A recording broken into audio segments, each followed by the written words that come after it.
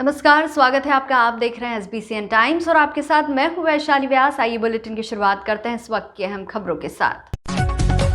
मंदसौर जिले के गांव नई फतेहगढ़ में स्टील फैक्ट्री उगल रही है जहरीला धुआं। शासकीय प्राथमिक शाला व आंगनबाड़ी केंद्र में पढ़ने वाले बच्चों के साथ ही आसपास के क्षेत्रीय रहवासी हो रहे हैं प्रभावित। प्रदूषण से किसानों की फसलें भी हो रही है खराब। और मुखबिर की सूचना पर मंदसौर की शहर कोतवाली पुलिस ने 2 आरोपियों को 2 किलो अवैध अफीम के साथ किया गिरफ्तार।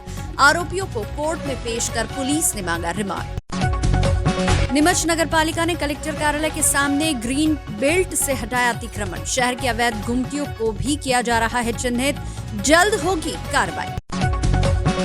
बुलेटिन में अब रुक करते हैं मंदसौर से जुड़ी खबरों की ओर। मंदसौर जिले के गांव फतेहगढ़ और दलोदा के बीच स्टील फैक्ट्री उगल रही है जहरीला धुआं और फैल रहा है प्रदूषण, जिसके कारण ग्रामीण क्षेत्र में रहने वाले हजारों लोगों में फैल रही है गंभीर बीमारियां। फैक्ट्री से निकलने वाले जहरीले धुएं से छोटे छोटे बच्चे एवं बुजुर्ग, महिलाओं और पुरुषों को सांस लेने में घुटन महसूस होती है, तो दूसरी ओर किसानों की फसलों में भी भारी नुकसान पहुंच रहा है। साथ ही फैक्ट्री के ठीक नजदीक बने शासकीय विद्यालय में पढ़ने वाले छोटे छोटे बच्चों को केमिकल युक्त जहरीले धुएं ने चपेट में ले रखा है। मंदसौर जिले के गांव नई फतेहगढ़ में विनस स्टील फैक्ट्री, जहां स्क्रैप गलाकर ठोस लोहा बनाया जाता है। इस दौरान फैक्ट्री से निकलने वाले केमिकल युक्त जहरीले धुएं से शासकीय प्राथमिक विद्यालय एवं आंगनबाड़ी केंद्र में पढ़ने वाले बच्चों को बेहद परेशानियों का सामना करना पड़ रहा है। खासकर कई बच्चे इस परेशानी के कारण विद्यालय नहीं आते। दरअसल स्कूल परिसर में आने जाने एवं रेस्ट के दौरान खेलते समय इन बच्चों को जहरीले धुएं का सामना करना पड़ता है। इस समस्या को लेकर शासकीय विद्यालय की शिक्षिका से सवाल पूछा गया तो शिक्षिका ने बताया कि इस समस्या को लेकर विभाग को जानकारी दे दी है। अब हम क्या कर सकते हैं, इस बारे में उच्च अधिकारी ही जाने।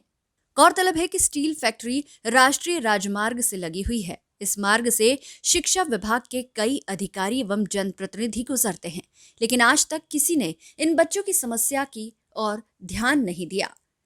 माना यह भी जा रहा है कि स्टील फैक्ट्री के संचालक ने इस विद्यालय को गोद ले रखा है।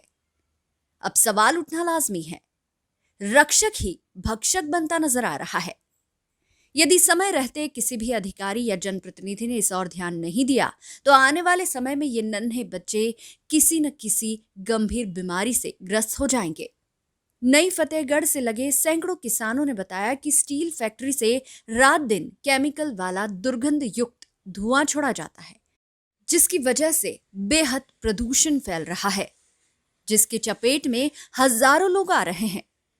पिछले वर्ष कोविड-19 के कई पेशेंट रह चुके लोगों ने बताया कि कोरोना की वजह से हम लोग बेहद कमजोर हो गए, बड़ी मुश्किल से हम लोग जिंदा है। अब स्टील फैक्ट्री से निकलने वाले जहरीले धुएं से बेहद घुटन महसूस हो रही है। साथ ही किसानों ने बताया कि हमारी फसलें खराब हो रही है और पैदावारी भी बहुत कम हो रही है।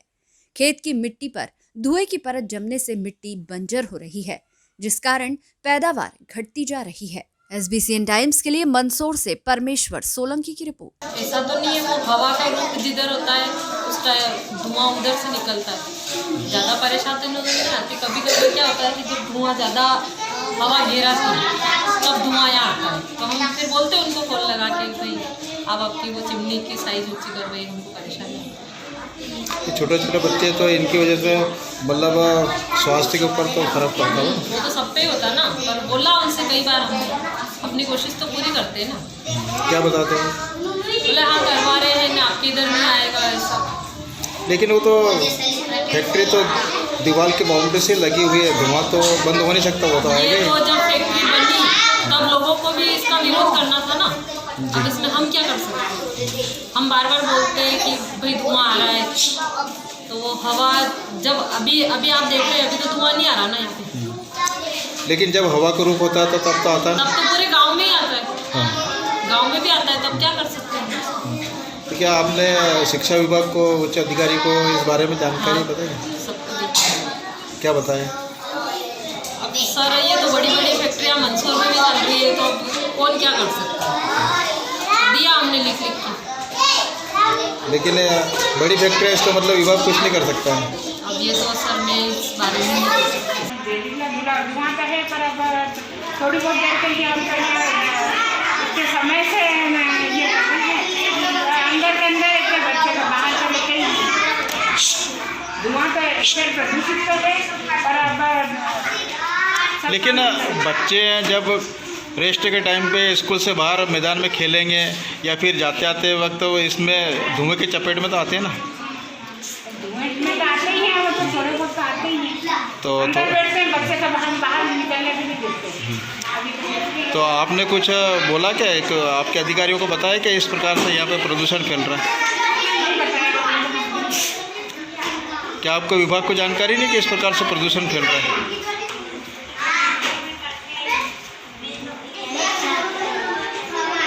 आपने कोई जानकारी वगैरह दी क्या विभाग को? मतलब जानकारी नहीं देना, मतलब बच्चों के साथ में कुछ भी हो भले। बच्चों के साथ तो क्या है, अंदर बैठे रहते हैं, बच्चे को बाहर निकल देते ही। लेकिन आप भी तो कहीं ना कहीं चपेट में है ना। हम तो थोड़ी बहुत देर के लिए निकलते, अंदर आते हैं, बाहर निकलते हैं, क्योंकि बहुत दिनों में ये चली 6 महीने तक 1.5 साल तक तो स्कूल ही बंद रहे थे। अब इनको कमजोर हो गए बच्चे, उनको बाहर निकलने बस इतने खाते हैं तो भले बाहर होते निकल ही नहीं देते हैं। ये जो स्टील प्लांट यहाँ लगाया है फतेहगढ़ में वीनस के नाम से, इस प्लांट से इतने परेशान है यहाँ की आम जनता कि उनका जीना मुश्किल है। सबसे बड़ी बात यह है कि प्रशासन ने यहाँ प्लांट लगवाने की जो एनओसी दी है, किस आधार पे दी है? क्योंकि प्लांट के जस्ट लगा हुआ छोटे बच्चों का विद्यालय है गवर्नमेंट का, जहाँ गवर्नमेंट के छोटे बच्चे पढ़ रहे हैं विद्यालय में, उस विद्यालय से लगता हुआ स्टील प्लांट स्क्रैप गलाने का काम, इतनी डस्ट उड़ना, इतना धुआं, केमिकल, और नज़दीक गांव, तो ये तो बहुत दुख का विषय है। बड़े बड़े रसूखदार नेता अधिकारी इस रोड से निकलते हैं, उनकी गाड़ियां जब निकलती तब भी धुआं निकलता है, तब उनको दिखता भी नहीं है। ये भी बड़े दुर्भाग्य की बात है, क्योंकि देश के प्रधानमंत्री एक तरफ पूरे विश्व में ये कह रहे हैं कि पर्यावरण बचाओ, और आपके सामने इतना बड़ा पर्यावरण का यहाँ नुकसान हो रहा है, लोगों का जीना मुश्किल, किसानों की खेती मुश्किल। आप देखेंगे, अभी आप फसल जाके देखें खेतों में तो आपको फसल के ऊपर धुएं की गंदगी परत दिखेगी, यहाँ से करीब 3 से 4 किलोमीटर दूर तक। दूसरा, आपको दिन में तो ये फिर भी कम करते हैं, जैसे ही रात होती है और सवेरे तक आप यहाँ का जो नज़ारा देखेंगे प्रदूषण का, मेरा ऐसा मानना है कि बहुत जल्द सांस के मरीज बनने वाले हैं आसपास के लोग, और इसको संज्ञान में लेना चाहिए। हमारे जनप्रतिनिधि, हमारे अधिकारी, सबको देखना चाहिए, इसे हल्के में लेना दुख का विषय है। और मैं तो एक ही बात कहना चाहूँगा कि आपको मासूम बच्चे नहीं दिखे? जिस जगह आप प्लांट लगवा रहे हैं, कॉलेज खोलने की मंशा लगी। हाँ, यहाँ पर गवर्नमेंट का जो है महाविद्यालय का जो है, मैंने भी सुना है कि महाविद्यालय का चल रहा है, तो वो भी चलो बात का विषय, लेकिन जो पहले था भैया, महाविद्यालय तो अब होगा, लेकिन जो विद्यालय है छोटे बच्चों का वो तो पहले था ना। मैं अपने यहाँ केबिन बना के बैठा हूँ, मुझे कोई दिक्कत नहीं है। वैसे ही इस फैक्ट्री के जो मालिक है वो केबिन बना के बैठे हैं, उनको कोई दिक्कत नहीं। लेकिन जो आम व्यक्ति है, जो गरीब तबके का है, पूरा गाँव आप जाके हालत देखो एक बार, तो आपको पता चलेगा क्या स्थिति है। पानी कितना गंदा केमिकल का छोड़ता है, पानी छोड़ो, आप धुआं देख लो, जीना मुश्किल हो जाएगा आने वाले समय में। तो इसका कुछ न कुछ प्रशासन को ध्यान देना चाहिए। क्या मांग करते हैं आप? मांग यही करते हैं, प्लांट हटे ऐसे, और क्या है। हमारे को भी बीमारी लगती है, जानवर मर गए, बकरा बकरी 10-12 जानवर मर गए, 50,000 का नुकसान। किस प्रकार, किस वजह से मरे, क्या कारण रहा? ये केमिकल का धुआं आता है इसी खुशबू से। और किस प्रकार का नुकसान है? ये फल वगैरह कुछ भी नहीं लग रहा, फसल कम पक रही है। तो इस संबंध में आपने किसी भी अधिकारी वगैरह किसी को कोई जानकारी दी क्या? किसी को नहीं बताई, क्योंकि अब ये बड़ी फैक्ट्री है कि नेता लोगों की, ये क्या बंद होने वाली थोड़ी है। घुटन सी होती, किस टाइप? घुटन से होती है और सांस लेने में भी दिक्कत होती है। तो इस प्रकार से ये कितने समय से चल रही है समस्या? ये तो काफ़ी समय हो गया और फसलों में भी नुकसान है।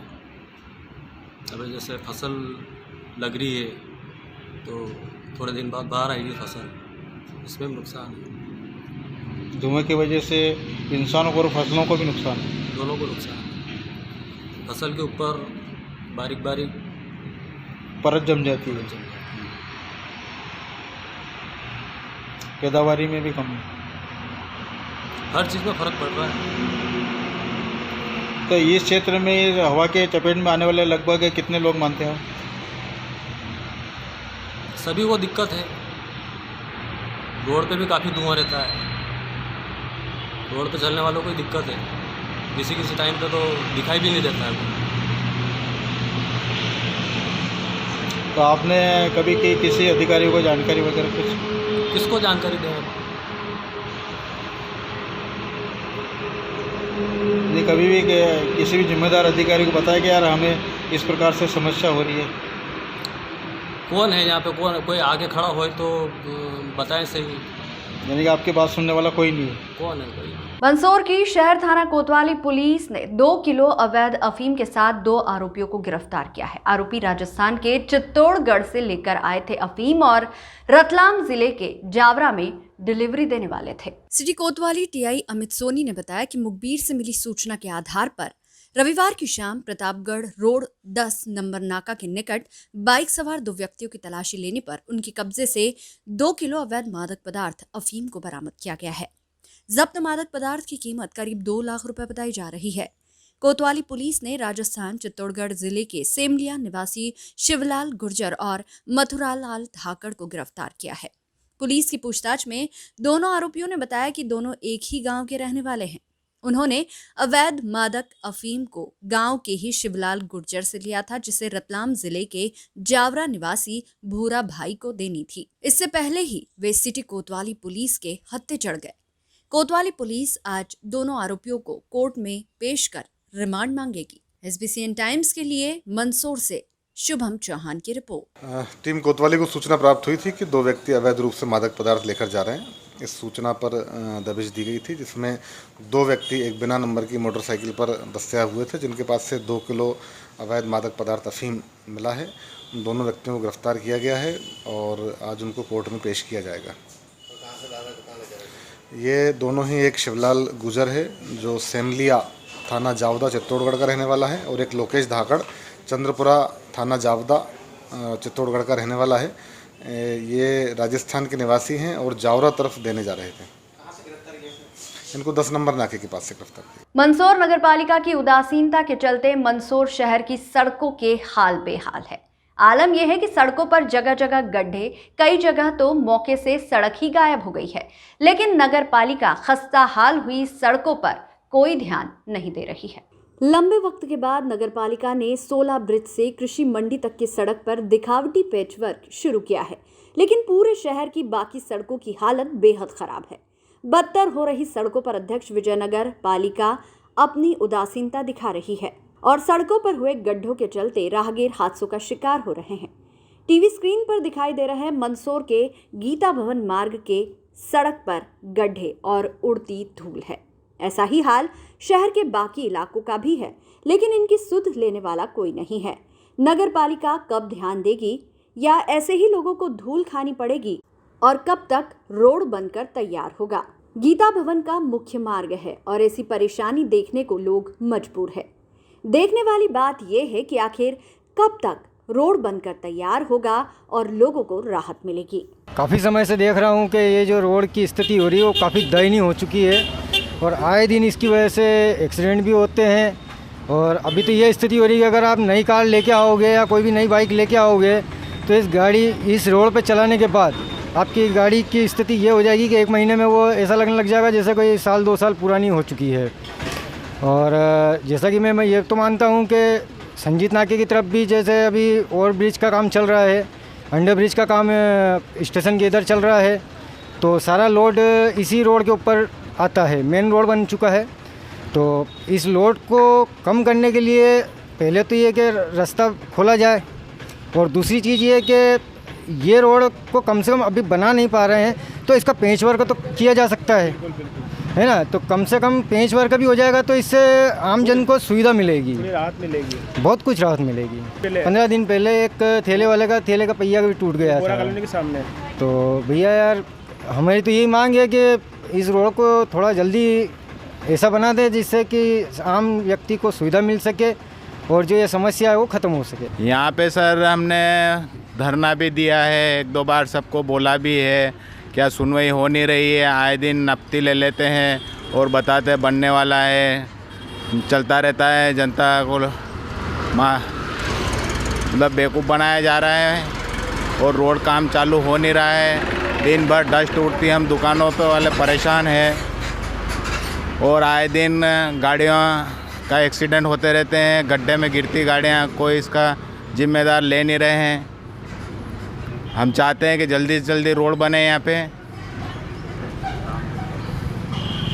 और प्रशासन को ध्यान दिलाना चाहते हैं कि आए इधर आप भी देखो कि क्या स्थिति है। बहुत हालत ख़राब है क्योंकि यहाँ पे जो रोड है, ये एक तो अंडर ब्रिज बंद है और एक संजीत नाका, तो पूरा लोड इसी रोड पे है और इससे पूरा टूटा हुआ है रोड। तो हम जनता के हित में प्रशासन सोचे और रोड जल्दी से जल्दी बनवावे। रोड से तो भैया बहुत परेशान है, मतलब हमारा चलना दुबर, मतलब गाड़ी चलाना दुबर हो रहा है, आए दिन नुकसान होते रहते हैं। मतलब टायर डलवाए 6 महीने नहीं हुए ना, अभी ख़त्म हो गए। उसके बाद में कबानियाँ हैं और इसके बुसे सभी ख़त्म हो चुकी है और ऐसी स्थिति कि ऐसी स्थिति आ रही है कि हम टेम्पो चलाना बंद करते हैं यहाँ पे। और आगे मतलब अपना परिसर का वहाँ पे इतनी स्थिति बेकार है कि मतलब हमने सवारी छोड़ना ही बंद कर दिया, जाना ही बंद कर दिया। और आए दिन एक्सीडेंट की कंडीशन बनती रहती है और सवारी इधर से उधर बेचारे आए, मतलब उनका आपस में सर टकराए तो ऐसी परिस्थिति बन जाती है। तो क्या मांगे? हमारी ये मांग है जल्दी से रोड बनाया जाए ना, वरना हम मतलब बिल्कुल बंद कर देंगे इसको चलाना यहाँ पे। और जो मतलब अभिनंदन क्षेत्रवासियों को सेवा मिल रही है वो भी नहीं मिल पाएगी। और जो उधर से ऑटो आते हैं वो भी नहीं आते हैं, वो भी 50-100 मतलब जो 50 में आते थे अब 100 रुपये मांगते हैं। और हम केवल 10 रुपये सवारी के हिसाब से चलाते हैं, फिर भी और आए दिन हमारा नुकसान होता रहता है। क्या लगता है कब तक बन जाएगा? क्या नुकसान इनसे क्या कुछ कहा गया है नगर पालिका द्वारा? अभी तक तो कुछ पता नहीं, अब जो भी स्थिति सामने ही है। बहुत ज़्यादा हालत ख़राब है, आने जाने में परेशानी भयंकर ने लोग बहुत ज़्यादा परेशान है और आए दिन एक्सीडेंट मतलब गाड़ियों के लिए वो बहुत ज़्यादा ख़राब, बहुत ज़्यादा परेशानी है। इस रोड से हम बहुत ज़्यादा त्रस्त हो गए। क्या सरकार से चाह रहे हैं कि बहुत जल्द से जल्द रोड बने, यहाँ से आगे दूसरी बिल्डिंग से वहाँ तक अंडर ब्रिज तक बहुत ज़्यादा रोड हाल है। नगर पालिका वाला है, सर्वे तो करा था पर के काम चालू हो जाएगा, पर अभी इस तक हुआ नहीं है। बड़े बड़े फाटे डाल रखे, इस घटना भी होती रहती है। बुलेटिन में यहाँ रुकेंगे एक छोटे से ब्रेक के लिए, आप बने रहिए हमारे साथ।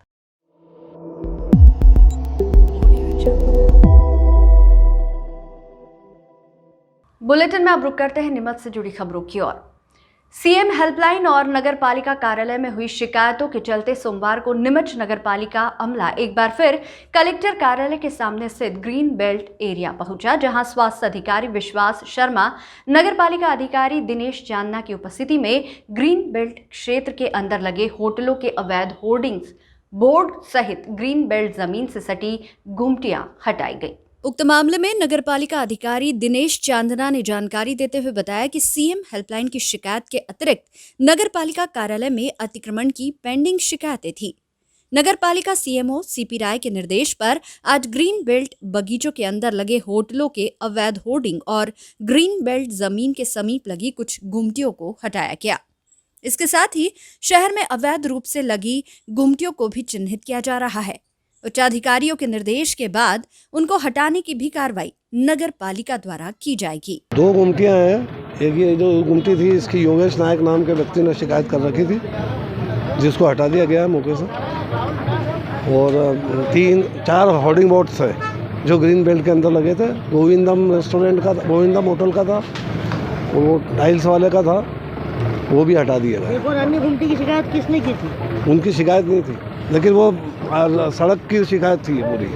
कुल मिला के सर ग्रीन बेल्ट के आसपास की जितनी गुमटियाँ हैं क्या सभी को हटानी है? बिल्कुल बिल्कुल बिल्कुल हटाने की कार्रवाई की जाएगी। जैसे जैसे निर्देश मिलते जाएंगे माननीय CMO साहब के, वैसे कार्रवाई की जाएगी। शहरी क्षेत्र में अंदर मुख्य मार्गों पर भी कई गुमटियाँ ऐसी वहाँ भी चिन्हित की जा रही है। लगभग कितनी गुमटियाँ चिन्हित है सर? नहीं, चिन्हित की जा रही है, उसकी संख्या बाद में बताऊँ। और आज की जो कार्रवाई है सर ये CM हेल्पलाइन वाली है या केवल CM हेल्पलाइन? मध्य प्रदेश तीर्थ स्थान एवं मेला प्राधिकरण के अध्यक्ष राज्य मंत्री दर्जा प्राप्त माखन सिंह चौहान 22 नवंबर सोमवार को कार द्वारा उज्जैन से प्रस्थान कर नीमच डाक बंगला पहुंचे, जहां नीमच विधायक दिलीप सिंह परिहार, भाजपा जिला अध्यक्ष पवन पाटीदार, मंडी व्यापारी संघ अध्यक्ष राकेश भारद्वाज, सांसद प्रतिनिधि आदित्य मालू, पूर्व जिला अध्यक्ष हेमंत हरित, भाजपा नेता महेंद्र भटनागर, संतोष चोपड़ा सहित बड़ी संख्या में कार्यकर्ताओं ने माखन सिंह चौहान का पुष्पमाला पहनाकर स्वागत किया।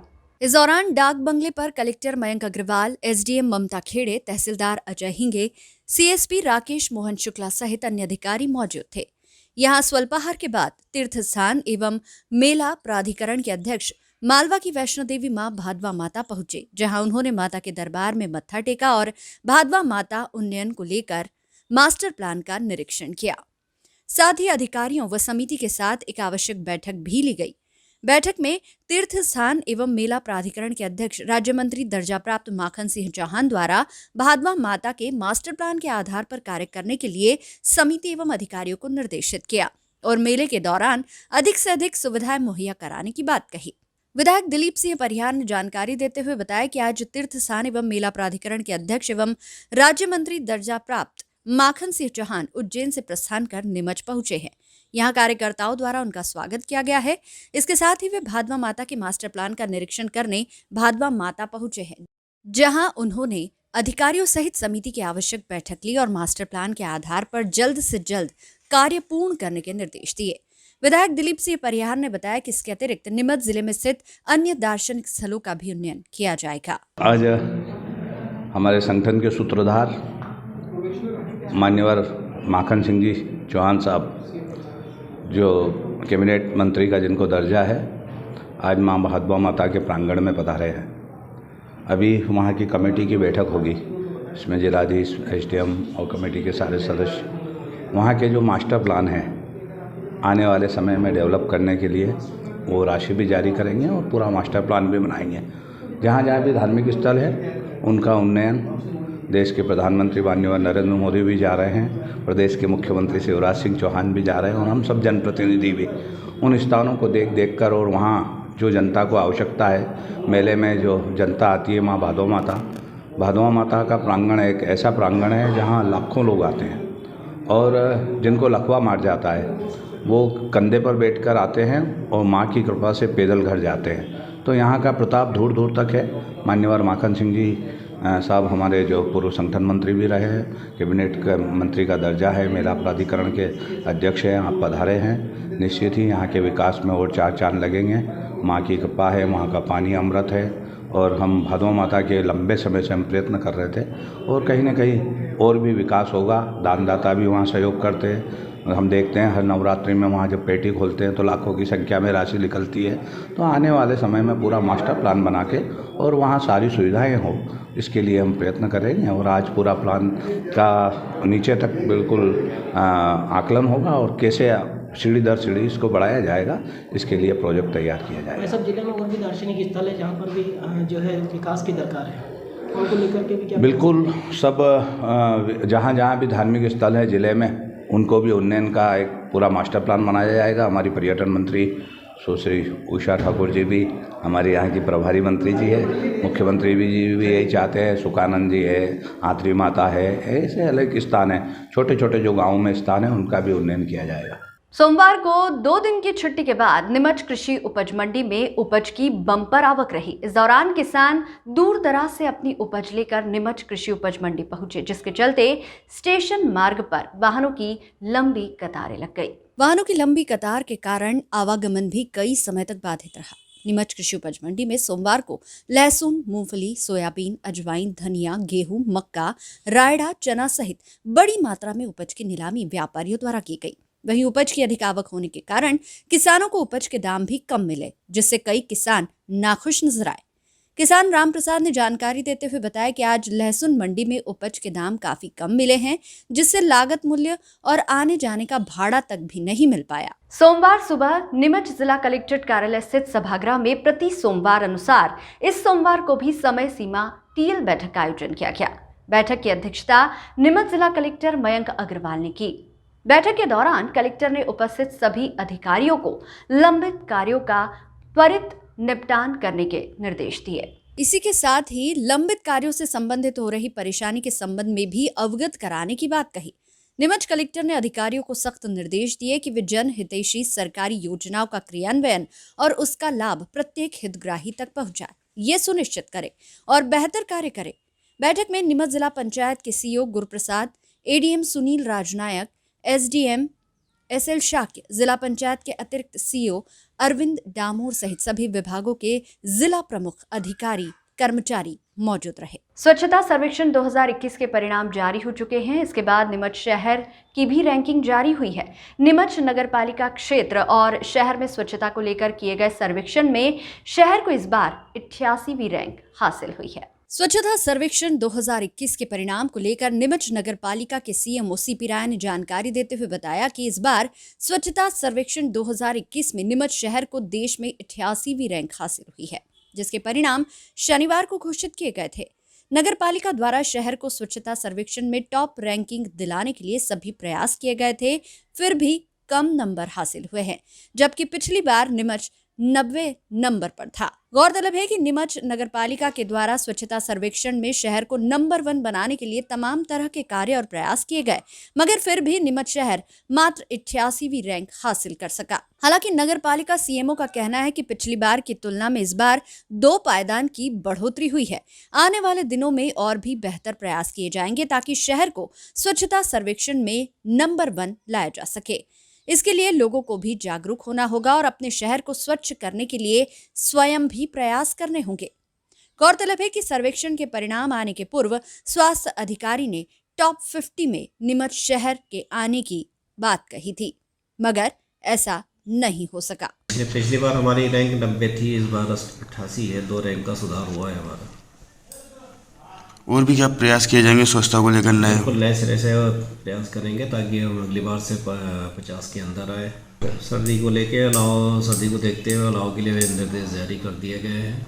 बस स्टैंड, शासकीय चिकित्सालय और रेलवे स्टेशन तो नहीं, बस स्टैंड, सार्वजनिक चिकित्सालय और 2 स्थानों पे अलाव की व्यवस्था कराई जा रही है, निर्देश जारी कर दिए गए। इस बुलेटिन में फिलहाल इतना ही। लगातार न्यूज अपडेट्स के लिए देखते रहिए SBCN टाइम्स। नमस्कार।